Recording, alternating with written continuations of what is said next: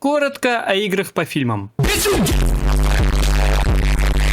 Почти всегда это получается либо скучные платформеры, либо 2D файтинги, либо 3D платформеры с элементами файтинга, и все это поголовно копируют друг у друга, меняя лишь текстурки. Очень редко встречаются проекты, хоть как-то отличающиеся от этого однообразного мусора. И ты даже не знаешь, кого винить: жадных издателей, которые не дают разработчикам раскрыть свой потенциал, или же самих разрабов, которые ничего кроме Ctrl-C, Ctrl-V больше и не умеют. И иногда кажется, что даже ты бы сделал игру лучше, чем именитые разрабы.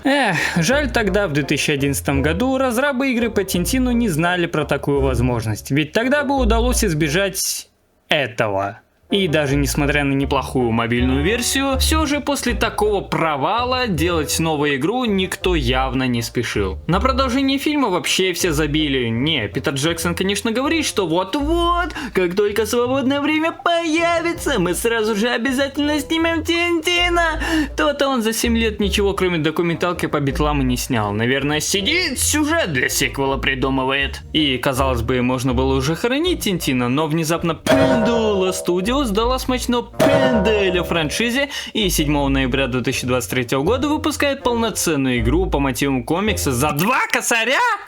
В жопу Baldur's Gate, нафиг киберпанк, вот она, золото индустрии! Издателем стал французский Microids, который хоть и выпускает игры аж с 80-х, но за эти 40 лет издельного выпустил только Сайберию. Ну а испанская студия Pendula еще с 90-х годов промышляла второсортными point-and-кликами, пока в 2019-м не выпустила Black Set и в 21-м Альфред Хичкок. И хоть насчет второго сказать ничего не могу, не играл, но Black Set в свое время я проходил и... скажем так, я был очень рад, когда наконец ее допрошел.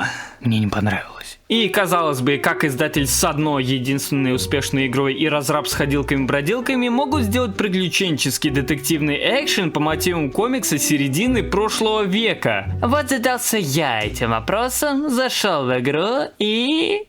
Твою мать!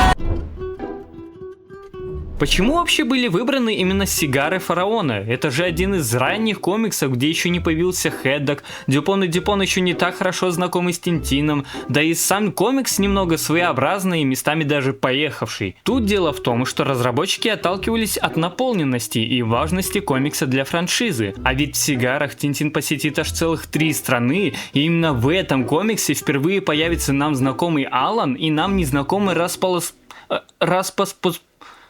как его правильно зовут? Растопополос? Да, Растопополос, который вообще-то является одним из главнейших антагонистов всей эпопеи Тинтина. И во время разработки создатели уверяли, ну просто клялись, что они стараются полностью сохранить всю целостность и все детали комикса.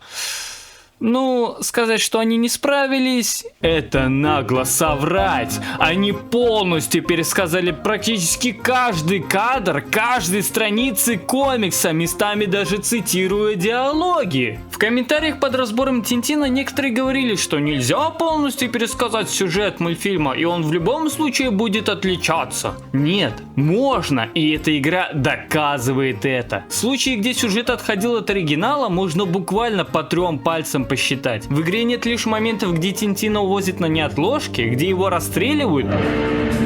И встреча с Пашей, его реально так зовут, происходит не в пустыне, а на корабле, где Тинтин очухивается после шторма. Во всех остальных аспектах игра с поразительной точностью повторяет оригинал. И при этом они смогли из сюжета в 40 минут вытянуть 8 часов геймплея. И насчет геймплея. В игре его можно разделить на 3 группы. Свободный режим, где мы решаем легонькие головоломки или общаемся с персонажами. Режим, где мы едем на каком-то транспорте. И частично интерактивный кино «Скутые». Да, как в игре на мобилках. Вообще это не сюрприз, так как и раньше игры Pendula имели в себе элементы QTE. Но, как я и говорил раньше, это именно тот тип геймплея, который подходит Тинтину больше всего. Но тут возникают проблемки с качеством реализации этих самых QTE. Управление тут довольно-таки топорное и не составит труда где-нибудь на повороте случайно застрять, заблудиться, промахнуться и так далее. И поначалу даже к QTE-шкам тяжело привыкнуть, первую миссию я прошел только с 5-й попытки, потому что было трудно и одновременно удерживать бег и реагировать на внезапно вылетающие клавиши. Но тут надо понять, что функции этих QTE-шек привязаны к определенным действиям. Пробел — это всегда прыжок, Q — всегда уворот, E — взобраться или взаимодействовать с чем-то, а C — сделать подкат и никак иначе. И вот когда ты все это поймешь, ближе к середине игры ты уже будешь заранее понимать, какую кнопку сейчас надо будет сжать, и никакие QTE уже не будут препятствием. Но я, честно, был удивлен, что для очень большого количества людей эта механика стала препятствием даже для фанатов серии. Я понял бы, если бы там была куча лагов, багов, из-за которых игру пройти нельзя. Но реально, люди забивают на прохождение игры по их любимому персонажу лишь из-за этих небольших недоработок. Воздуха не хватает.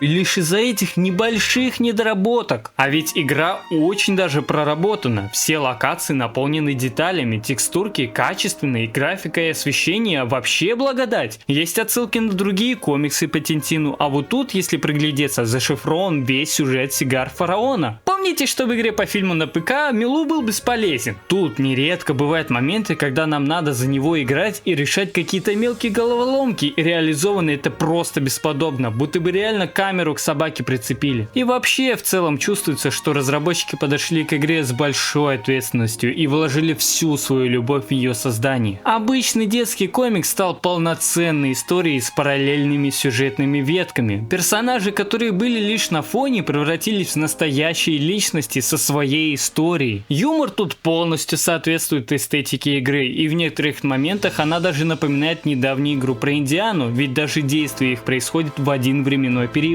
Тут можно и на самолетике летать, и на машине кататься, и паркурить, и стелсить. И именно этого я ожидал от игры 2011 года. Полное соответствие сюжета оригинала и разнообразный геймплей. К слову о сюжете, если вы ожидаете от игры настоящей детективной истории, где до самого конца не ясно, кто главный злодей, то не ожидайте, так как опять же эта игра по детскому комиксу 30-х годов. Тут еще на первой локации будет понятно, кто главгад. Но это одна из тех игр, которые ты проходишь не ради концовки, а ради самого процесса игры. И в целом комиксы по Тинтину интересно читать не ради того, чтобы узнать, что там будет в конце, а интересно наблюдать за его приключениями, в которые он попадает, как выкручивается даже из, казалось бы, безвыходных ситуаций. Тинтин побывал на всех континентах мира, в более чем сотне городов в 50 странах, поднимался в горы Тибета, опускался на дно Атлантического океана, отправлялся на ракете в космос. И, скорее всего, последний проект по Тинтину в виде этой игры — это прекрасное завершение столь долгоживущей франшизы. Ведь даже как-то тяжело поверить, что когда-то в далеком 1929 году Тинтин был просто маленькой бесцветной зарисовкой на странице одного бельгийского журнала. Но в итоге он стал одним из самых популярных европейских комиксов 20 века. Тинтин преследовал своего создателя почти всю его сознательную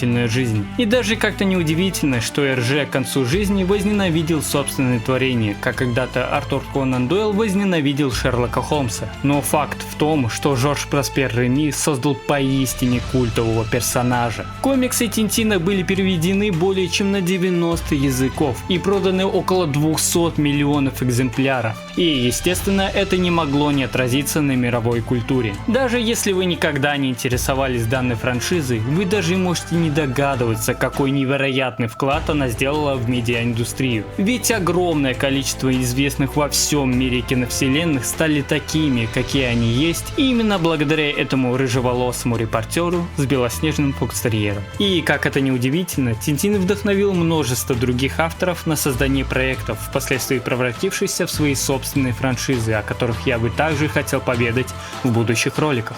Но об этом как-нибудь в другой раз.